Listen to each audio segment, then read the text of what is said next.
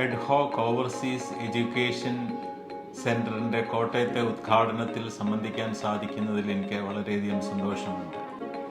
ഈ കാലഘട്ടത്തിൽ ധാരാളം സ്റ്റുഡൻസ് ഇന്ത്യയിൽ നിൽക്കാതെ ഫോറിൻ രാജ്യങ്ങളിലേക്ക് പോയി അഭ്യസനം നടത്തുന്നത്, സ്റ്റഡീസിന് വേണ്ടി അവരത് പ്രിഫർ ചെയ്യുന്നത് വളരെ കോമൺ ആയിട്ടുണ്ട്. ഇന്ന് പല കോളേജുകൾ നോക്കുകയാണെങ്കിൽ, ഇൻക്ലൂഡിങ് പ്രൊഫഷണൽ കോളേജുകളിൽ സ്റ്റുഡൻസിൻ്റെ നമ്പർ വളരെയധികം കുറഞ്ഞു വരുന്നതായിട്ട് കാണാം.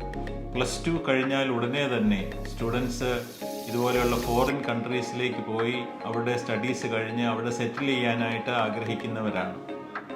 അടുത്തയിടയ്ക്ക് ഒരു +2 സ്റ്റുഡൻറ്റിനെ കണ്ടപ്പോൾ അവരെന്നോട് പറഞ്ഞു, ഞാൻ ചോദിച്ചു എങ്ങനെയാണ് +2 കഴിഞ്ഞ് ഏത് കോഴ്സിനാണ്, പ്രൊഫഷണൽ കോഴ്സിനാണോ പോകുന്നതെന്ന് ചോദിച്ചപ്പോൾ, ഇല്ല ഞാൻ ജർമ്മനിയിലേക്ക് പോവുകയാണ്, ബാക്കി കാര്യങ്ങളെല്ലാം തീരുമാനിച്ച് വെച്ചിരിക്കുകയാണ്, ഞാനൊരു ഇതുപോലെയുള്ള ഒരു സെൻറ്ററുമായിട്ട് കോൺടാക്ട് ചെയ്ത് എല്ലാ ഡീറ്റെയിൽസും അവരെനിക്ക് തന്നു.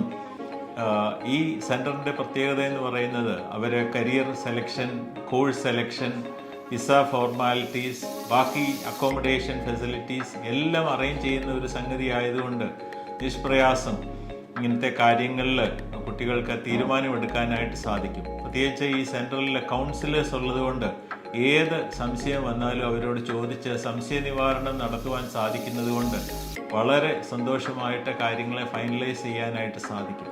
അതുകൊണ്ട് ഫോറിൻ രാജ്യങ്ങളിൽ പഠിക്കാനായിട്ട് ആഗ്രഹിക്കുന്ന കുട്ടികൾക്ക് എഡ്ഹോക്ക് പോലെയുള്ള ഈ സെൻറ്റേഴ്സ് വളരെയധികം ബ്ലെസ്സിങ് ആണ് എന്നാണ് എൻ്റെ അഭിപ്രായം.